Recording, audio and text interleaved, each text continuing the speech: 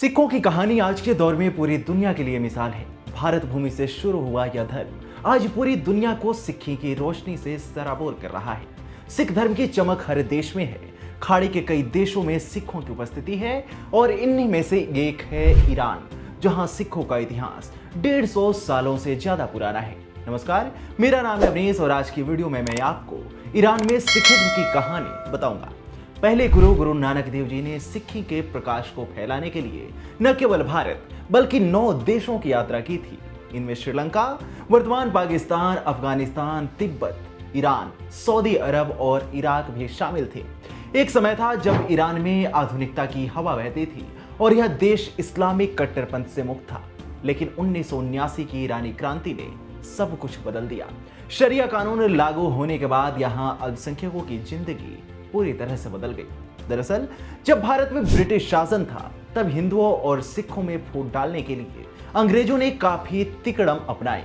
महाराजा रणजीत सिंह की मृत्यु के बाद अंग्रेजों ने पंजाब को काफी हद तक अपने नियंत्रण में ले लिया।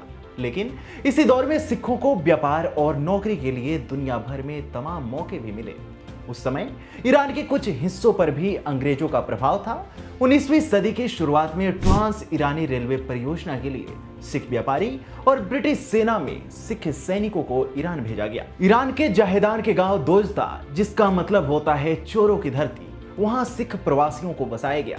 जब ईरान के शाही खानदान के शाह रजा ने इस गांव का दौरा किया तो उन्होंने पगड़ीधारी, लंबी दाढ़ी वाले सफेद कपड़ों में सजे सिखों को देखा।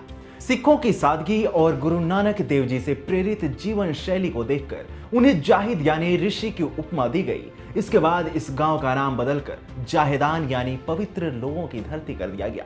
यह सिखों के लिए सम्मान का प्रतीक था जो ईरान में हमेशा से पवित्र और आदरणीय माने गए।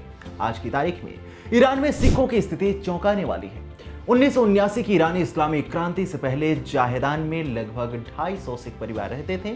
लेकिन क्रांति के बाद जब इस्लामिक कट्टरपंथ ने जोर पकड़ा तो सिखों सहित अन्य अल्पसंख्यकों को भेदभाव और प्रताड़ना का सामना करना पड़ा था। इसका नतीजा यह हुआ कि अधिकांश सिखों ने भारत, यूरोप या तेहरान की ओर रुख किया। इस तरह जाहेदान, जहां से पंजाब की सुगंध आती थी, वह धीरे धीरे खाली होता चला गया। सिख समुदाय के लोग जाहेदान में मोटर पार्ट्स निर्माण और आयात निर्यात का व्यवसाय करते थे। लेकिन इस्लामिक क्रांति ने उनकी मेहनत से बनाई जिंदगी को तहस नहस कर दिया। जो सिख बचे वे तेहरान चले गए, जहां उन्होंने नई शुरुआत की। जाहेदान में सिखों की आबादी बढ़ने पर वहां गुरुद्वारा बनाया गया था। 1920 के दशक में सिखों ने शाह रजा से जमीन खरीदी और एक पवित्र गुरुद्वारा स्थापित किया। इसके अलावा 1930 में सिख बच्चों की शिक्षा के लिए एक स्कूल शुरू किया गया, जिसे 1952 में तेहरान शिफ्ट कर दिया गया। साल 2004 में इसे केंद्रीय विद्यालय तेहरान में तब्दील कर दिया गया, जहां अब सभी धर्मों के बच्चे पढ़ सकते हैं। मौजूदा समय में तेहरान में भी एक गुरुद्वारा मौजूद है, जिसका नाम है भाई गंगा सिंह सभा गुरुद्वारा। यह गुरुद्वारा ईरानी क्रांति के बाद बनाया गया। इसके अलावा ईरान के धर्म और संप्रदाय विश्वविद्यालय में पंजाब सरकार ने गुरु नानक देव जी के नाम पर एक चेयर स्थापित की है, जो उनकी शिक्षाओं और यात्राओं पर अध्ययन को बढ़ावा देती है। आपको बता दें कि 2011 की जनगणना के अनुसार ईरान में अब केवल 100 सिख बचे हैं और ये सभी तेहरान में रहते हैं।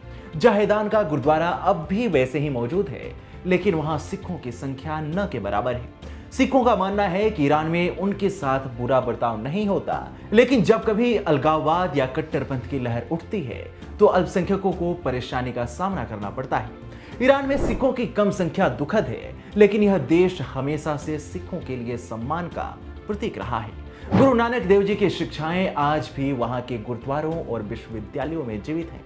आपको ईरान में सिखिज्म की ये कहानी कैसी लगी, हमें कमेंट सेक्शन में जरूर बताएं। साथ ही वीडियो को लाइक करें और चैनल को सब्सक्राइब करें।